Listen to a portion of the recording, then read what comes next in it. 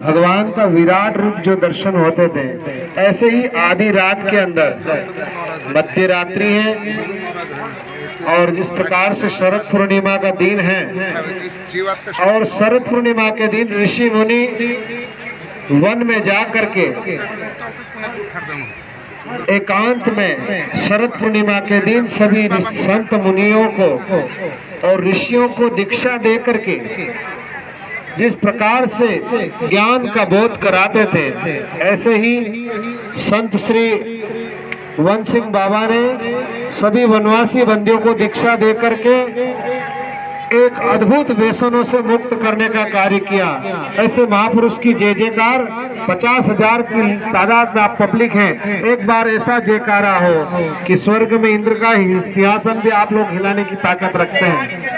बोलिए सतगुरुदेव भगवान की, सतगुरुदेव भगवान की। ऐसे महापुरुष जिन्होंने इस वन के क्षेत्र में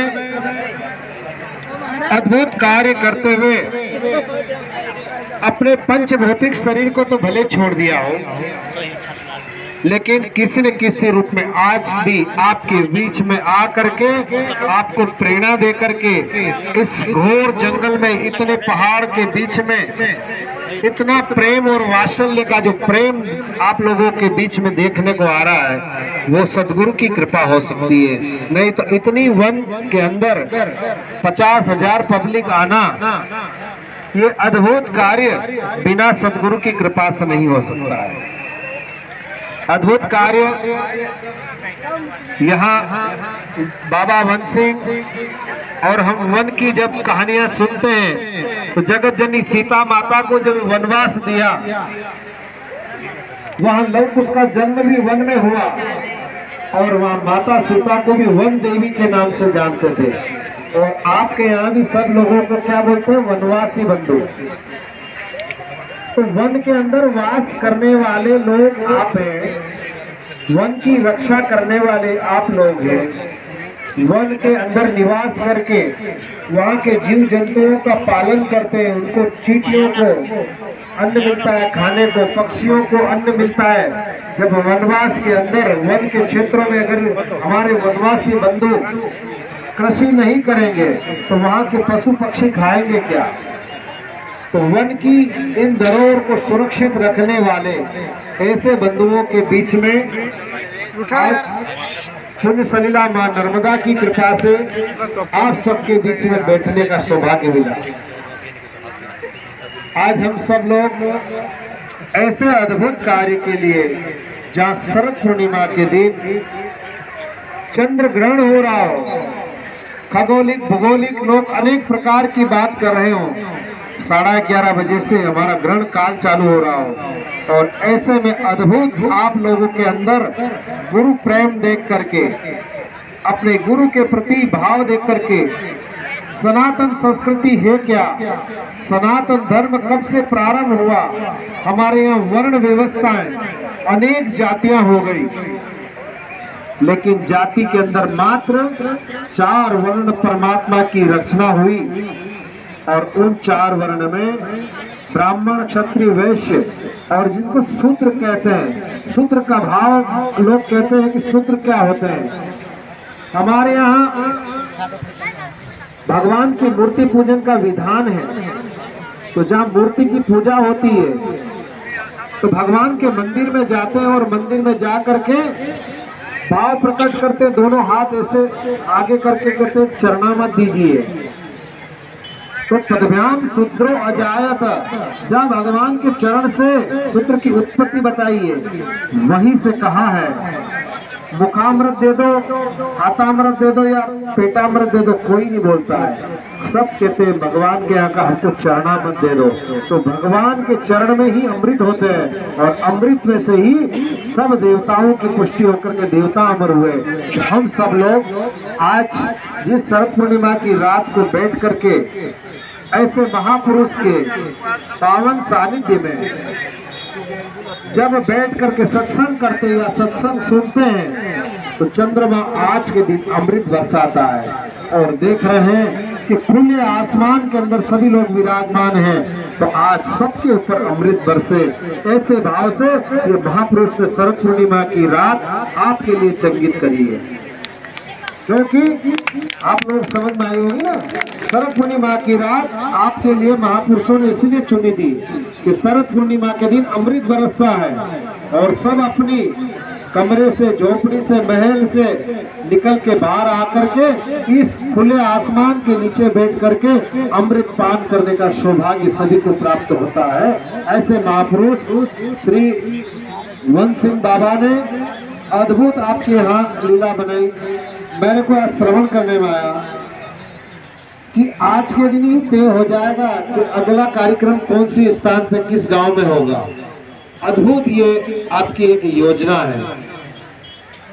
जिस समय से सूर्य चंद्रमा विद्यमान है उस समय से कोई धर्म है तो वो सनातन धर्म है। उस सनातन धर्म को हम सब लोगों को अक्षुण्ण रखने के लिए सबको एकजुट होकर के एक धर्म ध्वजा, हमारा भगवा ध्वज के नीचे बैठ करके हम सब लोगों को एक संकल्प करना होगा कि हम नशे से दूर रहेंगे।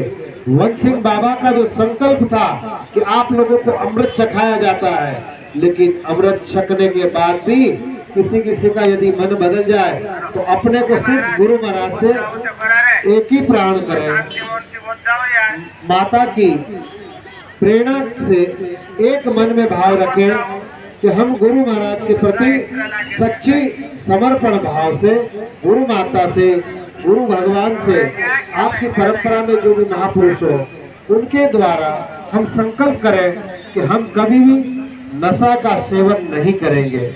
ऐसे महापुरुषों के चरणों में बैठ करके जो आनंद मिलता है, और ऐसे महापुरुष ने इस शिव पंथ की रचना करके, आप सब लोगों को पता नहीं होगा, हमारे सनातन धर्म में 3 विषि चलती है।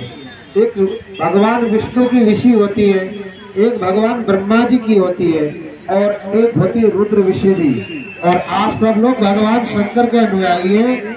सन 2013 से रुद्र विषिधि चालू हुई है, ये 20 साल तक रहेगी, 33 साल तक, सन 2033 तक रुद्र विषिधि चलेगी।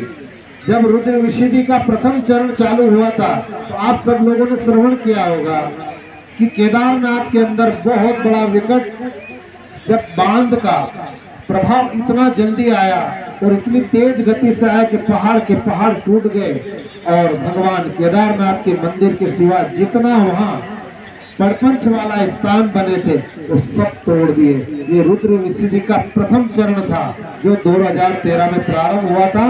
बद्रीनाथ के मार्ग में धारी देवी को हटाने के बाद में इसका पूरा प्रारंभ हुआ था। हम सब लोग भगवान शंकर के अनुयायी है और रुद्र विषिधि अभी चल रही है। तो भगवान शंकर के कृपा से इस भारत देश के अंदर किसी प्रकार की आपत्ति या विपत्ति नहीं आए। देश विदेशों में अनेक युद्ध चल रहे हैं, लेकिन हम एकजुट बन के रहेंगे तो हमारे देश के अंदर किसी भी प्रकार की ना तो झगड़े हो, ना एक दूसरे से मन मुटाव हो। सब लोग मिल करके, चाहे हमारा कोई भी धर्म हो, यदि हम भारत माता की संतान हैं, हम सब लोगों का यदि खून लाल है तो फिर सब हम माता, भारत माता के लाल हैं। हमारे अंदर किसी प्रकार का भेद नहीं होना चाहिए। एकजुट होकर के सनातन धर्म के लिए कार्य करेंगे और सब मिल करके एक भाव हमारा हो कि हम सब सनातन धर्म की ध्वजा के तले बैठ करके, ऐसे महापुरुषों ने जो मार्ग दिखाया उस मार्ग पे चलते चलते, धर्म की रक्षा करते करते हमारे खुद को भी बलिदान कर देंगे, लेकिन कभी विधर्मियों के साथ जुड़ करके हम धर्म परिवर्तन नहीं करेंगे। एक ही संकल्प लेकर के ऐसे महापुरुषों के चरणों में हम लोग प्रार्थना करते हैं। और आज भगवान शंकर की आप सब लोग अनुयायी हैं। एक बार मैं बोलूंगा, दूसरी बार आप सब लोगों को उच्चारण करना है। ओम नमः शिवाय, ओम नमः शिवाय, ओम नमः शिवाय, ओम नमः शिवाय, ओम नमः शिवाय, ओम नमः शिवाय, ओम नमः शिवाय, ओम नमः शिवाय। हम लोगों को ब्राह्मण बुला करके कर्म कांड करने की अभी जरूरत नहीं है। ब्राह्मण बुला करके लोग कहते हैं कि पंडित जी मेरे यहाँ मृत्युंजय के इतने 1 लाख जप कर दो, लेकिन हमारे यहाँ 50,000 बंधु बैठे हैं। अगर एक बंधु 5 नाम भी लेता है तो सीधे 2.5 लाख मंत्र हम 1 मिनट में भी बोल देंगे। सब लोग उच्चारण करेंगे। आप सब लोग भगवान शंकर के अनुयायी है, तो हम लोग अगर 5 नाम भी ले लेंगे तो 50,000 के हिसाब से हम 2.5 लाख नाम जब इसी तत्काल 1 मिनट में कर लेंगे। सब लोग उच्चारण करेंगे। ओम नमः शिवाय, ओम नमः शिवाय, ओम नमः शिवाय, ओम नमः शिवाय। ताली के साथ गाइए। ओम नमः शिवाय, ओम नमः शिवाय, ओम नमः शिवाय, ओम नमः शिवाय। बताइए आपके पड़ोस में यदि कोई भूत आ जाए तो आप लोग भगाने के लिए ताली बजाते हो कि नहीं? तो सब लोग कितने एक साथ गाएंगे। पूरे अंतरिक्ष में हमारे जहाँ भी वंश सिंह बाबा बैठे होंगे वो कहेंगे कि मेरे अनुयायी ने तो आज तो कमाल कर दिया, मेरी पूरी एरिया की पृथ्वी को पवित्र कर दिया भगवत नाम शिव नाम से।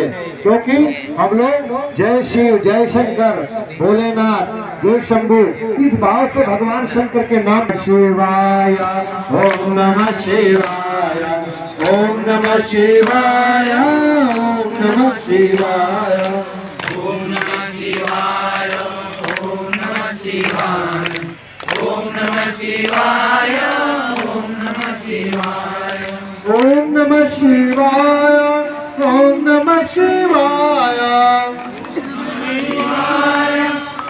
ओम नमः शिवाय, ओम नमः शिवाय, ओम नमः शिवाय, ओम नमः शिवाय, ओम नमः शिवाय, ओम नमः शिवाय, ओम नमः शिवाय, ओम नमः शिवाय, ओम नमः शिवाय, ओम नमः शिवाय। एक बार भगवान श्री राम जब वन गमन कर रहे थे तो वन गमन करते करते माता शबरी के आश्रम पहुंचे। माता शबरी कौन थी आप लोगों को पता होगा ना?